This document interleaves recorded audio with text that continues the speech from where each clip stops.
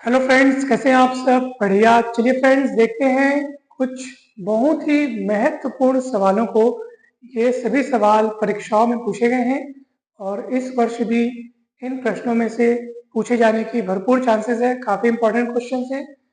सभी क्वेश्चंस जो हैं वो रिडक्शन फॉर्मूले से संबंधित है। तो दोस्तों, रिडक्शन फॉर्मूला बहुत अच्छे से प्रैक्टिस में होना चाहिए ताकि ये सवाल आसानी से बनाए जा सकें। तो दोस्तों, वैसे सवाल कठिन नहीं है, बस आपको ध्यान से बनाते जाना है और जो चीज अपने को सिद्ध करनी है उसको ध्यान में रखते हुए आगे अपने को फॉलो करते जाना है। तो चलिए दोस्तों, जल्दी से शुरू करते हैं। तीनों सवाल अपन बनाते जाएंगे और बहुत इजी है। ठीक है, पहला क्वेश्चन देखिए आप सभी। ठीक है, पहला क्वेश्चन क्या लिखा है? यदि n कोई पॉजिटिव इंटीजर हो तो सिद्ध कीजिए कि इतना। ठीक है, तो चलिए भाई, जो अपने को दिया है, ठीक है, क्या दिया है? लेफ्ट हैंड साइड में अपने को 0 to π/2 का इंटीग्रल है यहाँ पे cos raise to the power n of x into cos nx dx। ठीक है, चलिए यहाँ पर हम क्या करेंगे दोस्तों, इसको फर्स्ट फंक्शन और इसको सेकंड फंक्शन मानते हुए इंटीग्रेशन बाय पार्ट्स अर्थात खंडशः समाकलन करेंगे। तो चलिए दोस्तों, क्या हो जाएगा बताइए। अच्छा, एक और बात, इस पूरे को मैं मान लेता हूं आई एन। ठीक है, इस पूरे को क्या मान लेता हूं मैं? I N. यहाँ पे लिख देता हूं माना, माना आई एन बराबर इतना। ठीक है दोस्तों, तो चलिए अब बताइए क्या होगा। तो इंटीग्रल 0 to π/2। ठीक, अच्छा, हमने यहाँ पे फॉर्मूला लगाया हुआ है। फॉर्मूला कौन सा? इंटीग्रेशन बाय पार्ट्स का। तो इंटीग्रेशन बाय पार्ट्स का फॉर्मूला आपको पता होना चाहिए दोस्तों। क्या होता है फॉर्मूला? अगर मान लीजिए u और v x के दो फलन है, तो ऐसी स्थिति में दोनों के गुणनफल का अगर आप इंटीग्रेशन करने जा रहे हैं, मान लीजिए u फर्स्ट फंक्शन है और v सेकंड फंक्शन है, तो क्या होता है दोस्तों formula? First function integration of second minus whole integration of differentiation of first part integration of second part. ठीक है, और इस पूरे का अपन इंटीग्रेशन तो कर रहे हैं, तो ये ऐसे। तो ये सूत्र होता है दोस्तों। तो यही सूत्र यहाँ पे अपन लगाएंगे। u के स्थान पर आप देखिए cos raise to the power n of x और v के स्थान पर आप देखो cos nx को, और जल्दी से ये सूत्र लगाइए दोस्तों। तो क्या होगा? अतः आई एन बराबर फर्स्ट फंक्शन u के स्थान पर अपने को ये लेना है। ठीक है, तो cos raise to the power n of x है ना भाई, first function integration of second. तो सेकंड फंक्शन का जब आप इंटीग्रेशन करेंगे यानी cos nx का इंटीग्रेशन करेंगे, तो आपको मिलेगा sin nx बाई n। ठीक है दोस्तों, और क्योंकि ये फाइनाइट इंटीग्रेशन है, फाइनाइट इंटीग्रल है, तो आपको लिमिट यहाँ लगानी होगी 0 to π/2। कहीं पर भी डाउट होगा तो जरूर पूछिएगा दोस्तों। बहुत ही सिंपल है, एकदम जबरदस्त है और बहुत सरल सवाल है। माइनस होल इंटीग्रेशन ऑफ, यहाँ पे इंटीग्रेशन की लिमिट 0 to π/2 du/dx, अर्थात जिसको आपने u माना है उसको आपको क्या करना है? x के सापेक्ष अवकलन करना है। तो cos raise to the power n of x का आप डिफरेंशिएशन करेंगे विद रिस्पेक्ट टू x, तो पहले तो इसका क्या हो जाएगा? n cos raise to the power n minus 1 of x, है ना भाई। n cos raise to the power n minus 1 of x, जैसे कि x की घात n का क्या होता है? n, x की घात में n माइनस 1, उसी तरीके से यहाँ हुआ, परंतु cos का पुनः होगा, तो cos का क्या हो जाएगा? अवकलन माइनस साइन एक्स। ठीक है, चेन रूल से हुआ ये। तो दोस्तों, फर्स्ट पार्ट का डिफरेंशिएशन हो गया और सेकंड पार्ट का अपने को क्या करना है? इंटीग्रेशन करना है। तो cos nx का इंटीग्रेशन क्या हो जाएगा दोस्तों? sin nx बाई n, और इस पूरे का फिर क्या होगा? इंटीग्रेशन करना है, इसलिए अपने को dx लगाना पड़ेगा क्योंकि इस पूरे का इंटीग्रेशन होना है। ये ऐसा, तो कहीं कुछ कठिन नहीं है। अब देखिए यहाँ पर देखो दोस्तों, जब आप अपर लिमिट रखेंगे x के स्थान पर, तो अपर लिमिट क्या है? π/2। x के स्थान पर जब आप रखोगे तो cos π/2 की वैल्यू कितनी होती है दोस्तों? 0 होती है। ठीक है, तो इस कारण 0 इंटू इतना मतलब पूरा खत्म। तो अपर लिमिट में तो ये कुछ बचेगा ही नहीं। लोअर लिमिट में आप देखो, cos 0 तो चलो 1 होता है, परंतु sin 0 तो 0 होता है ना, तो लोअर लिमिट में भी ये 0 हो जा रहा है। तो upper limit lower limit 0 minus 0 is equal to 0, मतलब कुछ नहीं बच रहा है यहाँ पे। ठीक है, तो सीधा ये वाला बचेगा, परंतु यहाँ पे भी खास बात क्या है देखो, ये वाला माइनस है तो ये माइनस बाहर आएगा, तो पहले से माइनस यहाँ पे है तो माइनस माइनस प्लस हो जाएगा। तो क्या बचेगा दोस्तों, इंटीग्रेशन 0 to π/2। अब सुनिए एक और खास बात, ये n और ये n कट जाएगा, तो क्या बचेगा आपके पास cos n minus 1 of x into आपके पास बचेगा साइन nx साइन x। ठीक है, साइन nx को हमने पहले लिखा, फिर साइन x को लिखा और ये लिखा, n कट चुका है और ये माइनस सामने आकर के माइनस माइनस प्लस हो चुका है दोस्तों। यस, ठीक है दोस्तों, कहीं पर भी डाउट हो ही नहीं सकता क्योंकि बहुत सरल चीज है ये। अब दोस्तों इसके बाद आपको बहुत अच्छे से दिमाग लगाना है, इसलिए इसकी प्रैक्टिस आप लोग कर ले रहे हैं ना कि इसके बाद हमको क्या करना है। देखो, रिडक्शन फॉर्मूला में क्या होता है कि दो इंटीग्रल्स एक जैसे इंटीग्रल्स होते हैं, और रिडक्शन फॉर्मूला अपन बोलते हैं किसको है कि भाई एक जैसे इंटीग्रल्स को आपस में रिलेट करना, जिसमें उनकी पावर जो है वो एक ज्यादा पावर वाला हो और उसको कम पावर वाले के साथ यानी कम डिग्री वाले के साथ उसको क्या करना, रिलेट करना। तो उस तरीके से जो फॉर्मूला तैयार होता है उसको अपन रिडक्शन फॉर्मूला बोलते हैं। आपने पहले भी बहुत सारे रिडक्शन फॉर्मूला देखे होंगे। ठीक है, तो भाई जब अपने पास पूरा कॉस कॉस वाला है तो उस कॉस कॉस के बीच में ये साइन क्या कर रहा है, तो भाई एक जैसे फलन के रूप में फिट करना है ना, तो कॉस है तो कॉस कॉस होना चाहिए तभी तो वो रिलेट हो पाएगा ना। तो ये किसी भी तरीके से हमको यहाँ से साइन को हटाना पड़ेगा। आप कैसे हटाएंगे, तो ध्यान दीजिएगा दोस्तों, यहाँ पर हम एक जबरदस्त सूत्र लगा रहे हैं और वो सूत्र मैं पहले आपको रफ कार्य में बता रहा हूँ, ध्यान दीजिएगा। देखो, मान लीजिए आपके पास है cos n माइनस 1x। अब आप कहेंगे सर ठीक है, आप जो यहाँ पे लिखने वाले हो वो तो ठीक है, परंतु दिमाग कैसे आया। तो दोस्तों पहले मैं सूत्र यहाँ पे लिख लेता हूँ, फिर आपको बताऊंगा कि कैसे पता चला कि यही वाला लिखना है करके, तो वो 2 मिनट आप रुक जाइए बस।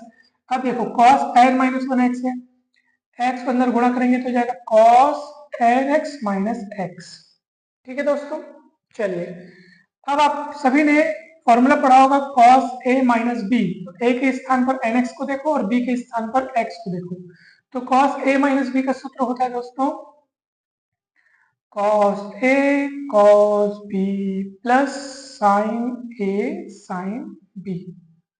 ठीक है, ये फॉर्मूला होता है दोस्तों cos a cos b plus sin a sin। यहाँ माइनस रहता है ना तो यहाँ प्लस रहता है, परंतु अब अपने को किसकी वैल्यू चाहिए, अपने को sin nx into sine x का मान चाहिए। तो अपन क्या करेंगे, देखो ये किसका मान निकाले हो, इतना इक्वल इतना इतना इक्वल इतना, मतलब ये इसका मान है cos n माइनस 1x का मान है।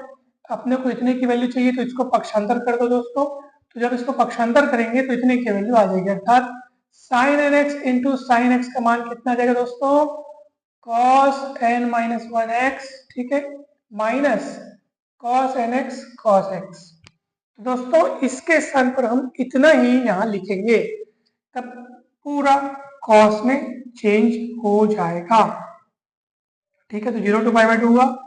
चलिए cos n minus 1 of x, और इसके स्थान पर दोस्तों क्या लिखने जा रहे हैं हम लोग, इतना, क्योंकि आपने देखा कि वो कैसे है, इसको पक्षांतर करके हम इसका मान इतना ला सकते हैं। चलिए तो हम ब्रैकेट लगा रहे हैं और यहाँ लिख रहे हैं cos n minus 1x minus cos nx cos x। ठीक है दोस्तों, कहीं पर भी डाउट हो तो जरूर पूछिएगा। चलिए अब आप इसको अंदर गुणा कर दीजिए और इंटीग्रल को भी बांट दीजिए दोनों में, ये इंटीग्रेशन को दोनों में बांट दो तो क्या मिलेगा दोस्तों, देखिए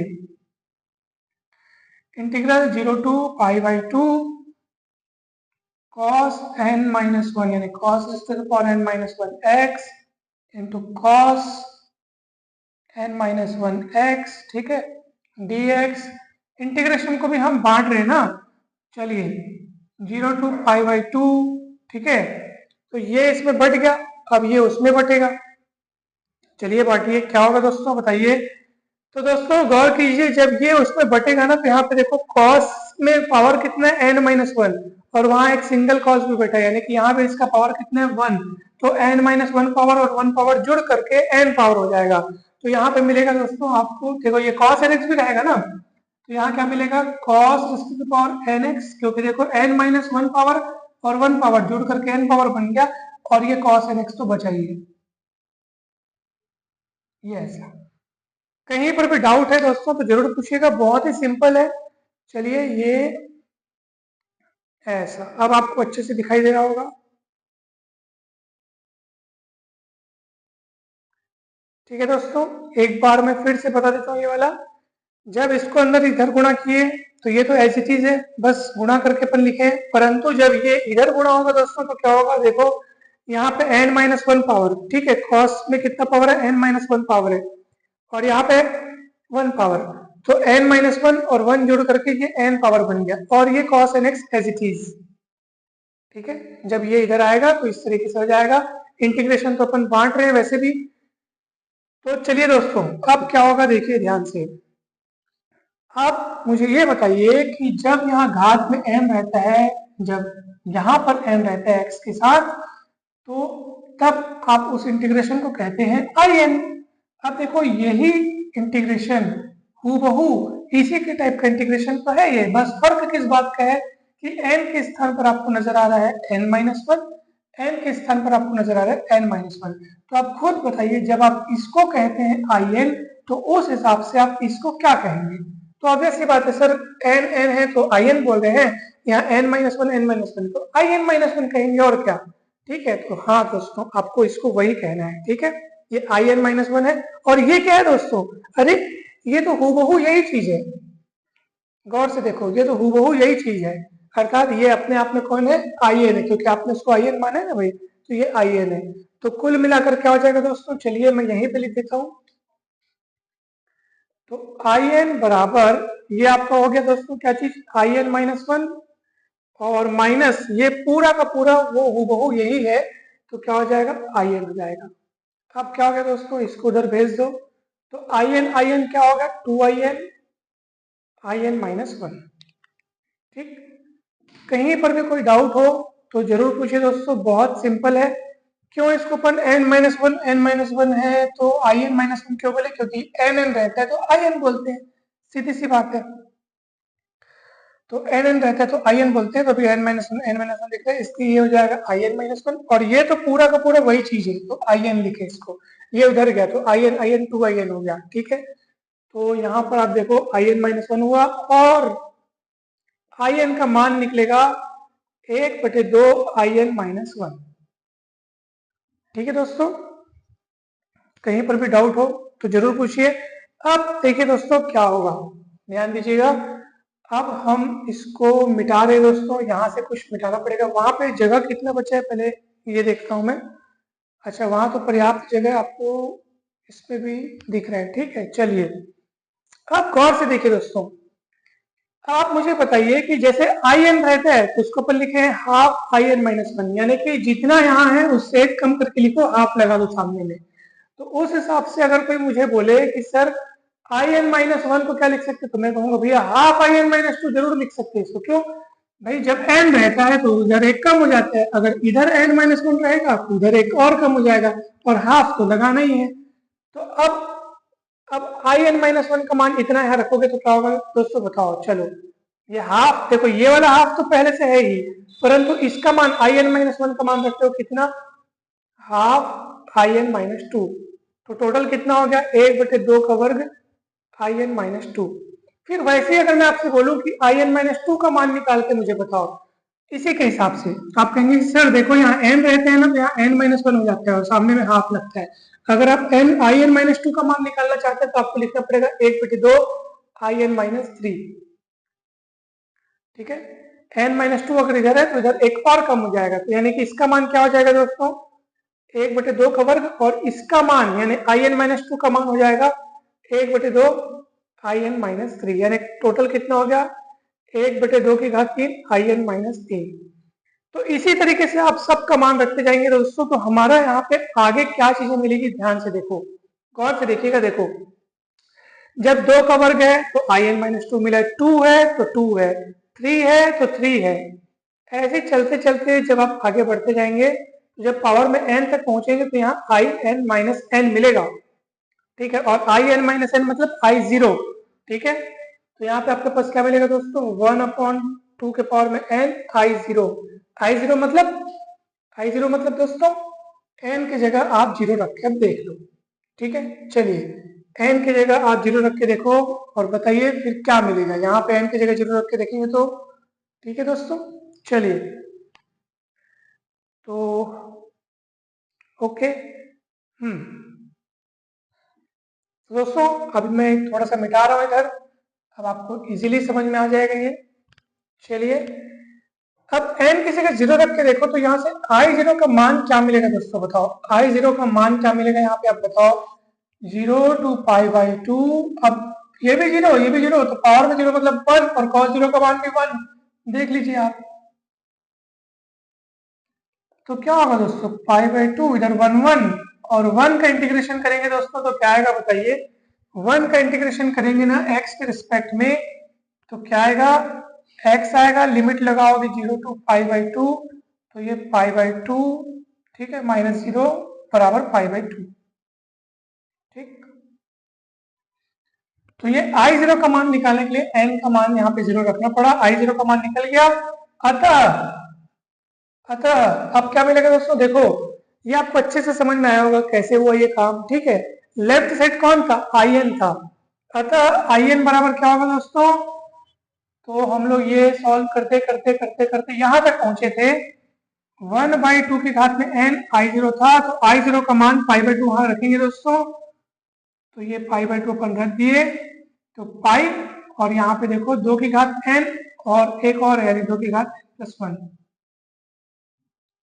यही सिद्ध करना था दोस्तों, देख लो क्योंकि आई एन आपने किसको माना था, दिए हुए इंटीग्रेशन को ही माना था।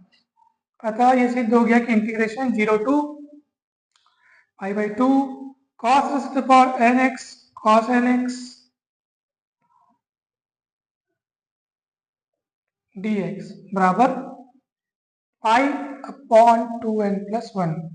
ठीक, चलिए यही सिद्ध हो गया दोस्तों, यही सिद्ध करना था, देख लीजिए। ठीक, सिद्ध हो गया। तो ये पैटर्न आपको समझ में आना चाहिए दोस्तों। जब n रहता है तो हाफ आई एन -1 हो जाता है ना भाई, आई एन रहता है तो हाफ आई एन -1 हो जाता है। अगर यहाँ पे मैं आई एन -1 के लिए सोचूं तो यहाँ आई एन -2 हो जाएगा तो उसका मान रखेंगे, फिर आई एन -2 का मान रखेंगे, इस तरह से हर अगले वाले का मान रखते जाएंगे तो इधर 1/2 की पावर भी बढ़ती जाएगी और उधर वो n माइनस वो भी चलते जाएगा। लास्ट में जब 1/2 की पावर n हो जाएगा तो वो आई एन -n हो जाएगा, यानी आई जीरो हो जाएगा। आई जीरो का मान आप यहाँ पे n बराबर 0 रख के निकाल लो और ये फिर सिद्ध हो जाएगा दोस्तों।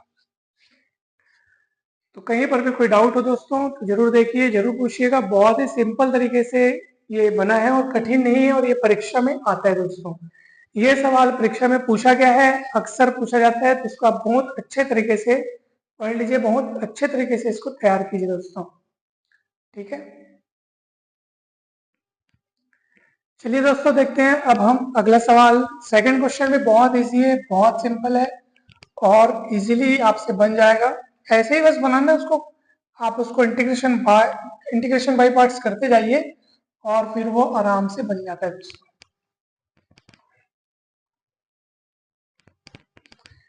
तो चलिए सेकंड क्वेश्चन देखते हैं। यदि यू एन बराबर इतना, ठीक है, तो यू एन बराबर कितना दिया दोस्तों, इंटीग्रेशन 0 to π/2 x की घात n sin x dx। ठीक, चलिए दोस्तों अब यहाँ क्या करना होगा हमें, तो भाई सबसे पहले तो हमें फर्स्ट फंक्शन और सेकंड फंक्शन इसको मान करके फिर इंटीग्रेशन बाय पार्ट्स करना होगा। चलिए कीजिए यू एन, तो भैया सूत्र क्या होता है, सूत्र होता है हमारा first function integration of second. ठीक है, इंटीग्रेशन ऑफ सेकंड, तो साइन एक्स का इंटीग्रेशन हो जाएगा माइनस कॉस एक्स। ठीक है, और लिमिट लगाना पड़ेगा 0 to π/2 minus whole integration of differentiation of first part integration of second part, और इस पूरे का इंटीग्रेशन तो हो ही रहा है ये ऐसा। चलिए आगे बढ़ते हैं। देखो दोस्तों जब आप अपर लिमिट रखोगे तो cos π/2 यहाँ भी रखना है, यहाँ भी रखना है, जहां जहां x है वहां अपर लिमिट रखेंगे। पहले तो π/2 रखेंगे तो cos π/2 की वैल्यू 0 होने के नाते 0 × इतना मतलब पूरा खत्म, और लोअर लिमिट जब आप रखोगे तो cos 0 तो चलो 1 हो जाएगा, परंतु यहाँ 0 रखने से 0 इंटू 1 0, मतलब अपर लिमिट लोअर लिमिट सब में खत्म हो जा रहा है, तो ये 0 हो जाएगा पूरा। ठीक, माइनस माइनस प्लस हो रहा है, बढ़िया। ठीक, एन बाहर निकाल लो, क्या बचेगा आपके पास? 0 2 पाई बाई 2 एक्स की घात n minus 1 cos x dx। दोस्तों बात अभी भी नहीं बनी है, क्योंकि हम एक बार और यहाँ पे अभी इंटीग्रेशन से आप अभी मुक्त नहीं हो रही, आपको एक बार और इंटीग्रेशन करना पड़ेगा, और अभी आप रिप्लेस भी नहीं कर सकते इसको। ठीक है, कहीं से u के रूप में कुछ un या un माइनस 1 के रूप में कुछ रिप्लेस भी नहीं कर पा रहे। क्यों? क्योंकि यहाँ पे साइन है, यहाँ कॉस है, तो कुछ रिप्लेस करते भी अभी बन नहीं रहा है। तो अभी एक बार मतलब इसका आप और इंटीग्रेशन करेंगे। ठीक है, तो चलिए un ये n, अब ब्रैकेट लगाता हूं, फिर से यहाँ पे सूत्र लगेगा फर्स्ट पार्ट सेकंड पार्ट। तो फर्स्ट पार्ट, ठीक है, ठीक है, first function integration of second, तो cos x का कितना हो जाएगा? sin x। और लिमिट लगा लीजिए दोस्तों 0 to pi by 2 minus whole integration of differentiation of first part. तो इसका डिफरेंशिएशन करेंगे तो n माइनस 1 सामने आएगा, x की घात में n माइनस 2 हो जाएगा। Differentiation of first part, integration of second part. Yes,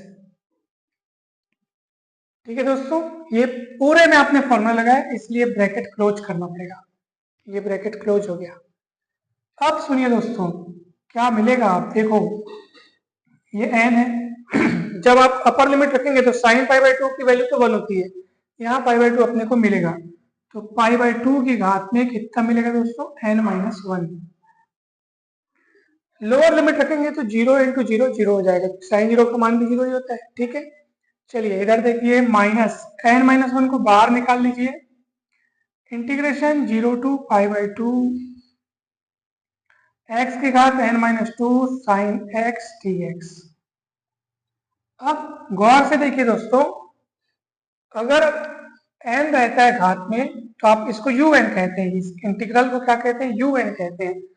हूबहू यही इंटीग्रल तो है, बस फर्क किस बात का? वहां घात n, यहाँ घात n माइनस 2 है। तो अगर आप इसको un कहते हैं तो इसको क्या कहेंगे फिर बताइए? तो दोस्तों अगर n रहता है तो un कहते हैं, तो घात में n माइनस 2 है, तो इसको आप कहेंगे un माइनस 2।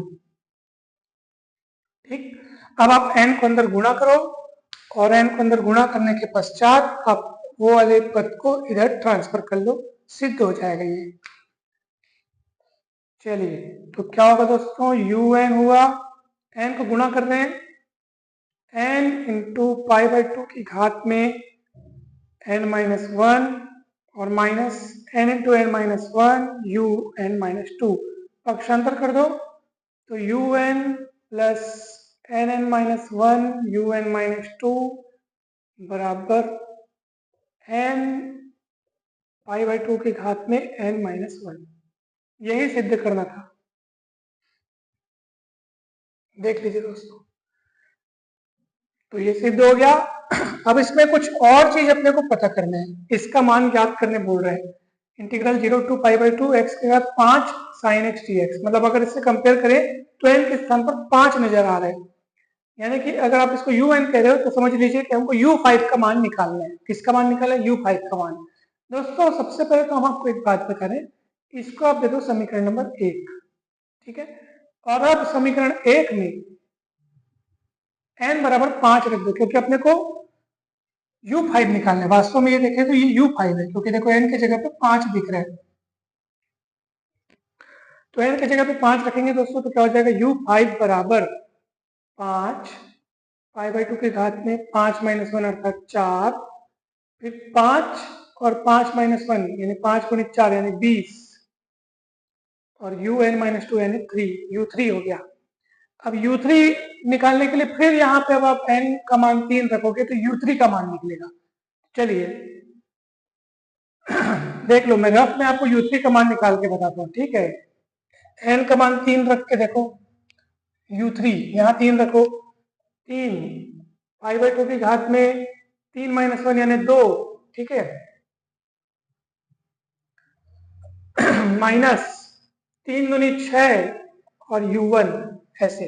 तो इसका मान रखेंगे दोस्तों 5 π/2 की घात में 4 20 और u3 का मान कितना है दोस्तों 3 गुणित π/2 की घात में 2 माइनस 6u1। ठीक है, अंदर गुणा करेंगे दोस्तों इसको। ठीक है, अब इसको मैं मिटा देता हूं।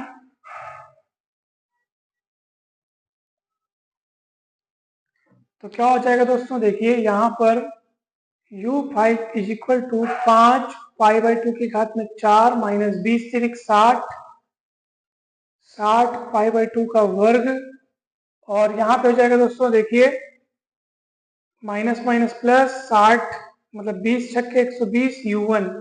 अब u1 का मान कैसे निकालेंगे भाई, तो u1 का मान निकालने के लिए दोस्तों अब जाना पड़ेगा आपको un के पास और उसको बोलो भाई u1 की वैल्यू दो। तो वो बोलेगा u1 की वैल्यू के लिए n का मान 1 1 रख दो। तो अब u1 निकालेंगे दोस्तों। ठीक है, इसको इक्वेशन 2 बोल देता हूं। अब u1 निकालेंगे तो u1 कैसे निकालेंगे, तो 0 to π/2 यहाँ n की जगह 1 रख देंगे। तो ये हो जाएगा x sin x dx। अब इसको सॉल्व करो। First function integration of second, ठीक है 0 to π/2 हो गया, minus whole integration of differentiation of first part integration of second part, यानी कि ये जाएगा माइनस कॉस एक्स, ठीक है dx 0 to π/2। तो जब आप रखेंगे तो cos π/2 की वैल्यू 0 होती है और लोअर लिमिट में x का सम पर 0 होती है, 0 खत्म, माइनस माइनस प्लस और cos x का समाकलन कितना हो जाएगा sin x, लिमिट रखोगे 0 to π/2, sin π/2 का मान 1 और sin 0 का मान 0, तो 1 आ गया, यानी u1 की वैल्यू 1 आई। तो यहाँ पे u1 की वैल्यू 1 रख देना समीकरण 2 में, तो आपका फाइनल उत्तर आ जाएगा दोस्तों। तो फाइनल उत्तर कितना आएगा दोस्तों, मैं आपको बतला रहा हूँ। तो आपका फाइनल उत्तर किसका मान आएगा, u5 का मान है ना भाई, u5। और वास्तव में u5 कौन है, इंटीग्रल 0 to π/2 x की घात 5 sin x dx बराबर कितना आएगा 5 π/2 की घात में 4 माइनस 60 π/2 की घात में 2 plus 120। This completes the answer. देखिए दोस्तों आंसर आ चुका है, कहीं पर भी कोई डाउट हो तो जरूर पूछिएगा दोस्तों। बहुत सरल तरीके से, बहुत सिंपल तरीके से आंसर है, कहीं कोई कठिनाई नहीं है। ठीक है, अब तीसरा क्वेश्चन दोस्तों आपका होमवर्क है, ये आपको बनाना है और उसमें मैं खास बात आपको बता रहा हूँ कि ये क्वेश्चन जो है ना हम लोग पिछले वीडियो में, शायद पिछले इस वीडियो में अपन इस क्वेश्चन को पढ़े हुए हैं। ठीक है, या पिछले के पिछले वीडियो में पढ़े हैं। ठीक है, 2 वीडियो पहले आप इसको देखिएगा, तो ये वहां सिद्ध किया गया है, अवश्य देखिएगा। अगर वो वीडियो न मिले तो मुझे बताइएगा, मैं आपको सेंड करूंगा। लेकिन इसमें ये एक्स्ट्रा हिस्सा भी दिया है, इसको अपने को पता करना है। ठीक है, अपन जो पढ़े थे ना तो वो इतना हिस्सा तक था, तो ये एक्स्ट्रा काम करने, जब इतने 2 सवाल आपने अच्छे से समझ लिए तो फिर ये आपसे इजीली आसानी से बन जाएगा, एकदम सरल दोस्तों। तो ये आपका होमवर्क है। ठीक है, अगर आप इस वीडियो के पहले के वीडियोस नहीं देखें दोस्तों तो जरूर देखिएगा, सभी वीडियोस के लिंक आपको डिस्क्रिप्शन बॉक्स में मिल जाएंगे। बहुत ही अच्छे तरीके से, बहुत ही आसान भाषा में समझाया गया है सारे टॉपिक्स को। इसके पहले के जो यूनिट्स हैं, यूनिट 1 2 3, उन सभी यूनिट्स के सारे टॉपिक्स के वीडियोस आपको प्लेलिस्ट में मिल जाएंगे। किसी भी टॉपिक का वीडियो न मिले तो जरूर बताइएगा। आप हमारे व्हाट्सएप ग्रुप में भी ज्वाइन हो सकते हैं, डिस्क्रिप्शन बॉक्स में व्हाट्सएप नंबर दिया हुआ है, वहां से कांटेक्ट करके आप ग्रुप में ज्वाइन हो सकते हैं दोस्तों। और किसी भी प्रकार की डाउट हो तो जरूर पूछिएगा। बाकी क्वेश्चंस भी आप बना करके देखिएगा, रिडक्शन फॉर्मूला के बहुत ही सिंपल क्वेश्चन से आसानी से बन जाते हैं।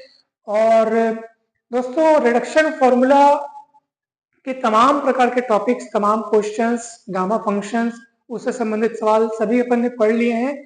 तो अब नेक्स्ट क्लास में हम देखेंगे फाइनाइट इंटीग्रेशन, अर्थात निश्चित समाकलन। ठीक है, फाइनाइट इंटीग्रेशन अपन देखेंगे और वो भी बहुत सरल टॉपिक है। आपने कक्षा 12वीं में उसको बहुत अच्छे से पढ़ा होगा, तो बस वैसा ही है, वही है, उसको पढ़ेंगे और फिर आपका सिलेबस कंप्लीट हो जाएगा। ठीक है दोस्तों, तो फाइनाइट इंटीग्रेशन के बाद ये जो यूनिट चौथा है वो कंप्लीट होगा और यूनिट 1 2 3 तो पहले से ही कंप्लीट हो चुके हैं। तो इस तरीके से आपका पूरा सिलेबस कंप्लीट हो जाएगा दोस्तों। फिर इम्पॉर्टेंट क्वेश्चंस पर बातें होंगी कि किस किस प्रकार के क्वेश्चंस एग्जाम में अधिकतर पूछे जाते हैं, तो उन पर अपन ज़्यादा फोकस करके फिर उनकी प्रैक्टिस करेंगे दोस्तों। ठीक है, तो आज के इस वीडियो में इतना ही दोस्तों। आप सभी को बहुत बहुत धन्यवाद। वीडियो अच्छा लगे तो लाइक करके चैनल को सब्सक्राइब करें, वीडियो को शेयर करें और कमेंट्स करके जरूर बताएं कि ये वीडियो आपको कैसा लगा। आप सभी को बहुत बहुत धन्यवाद। Thank you so much.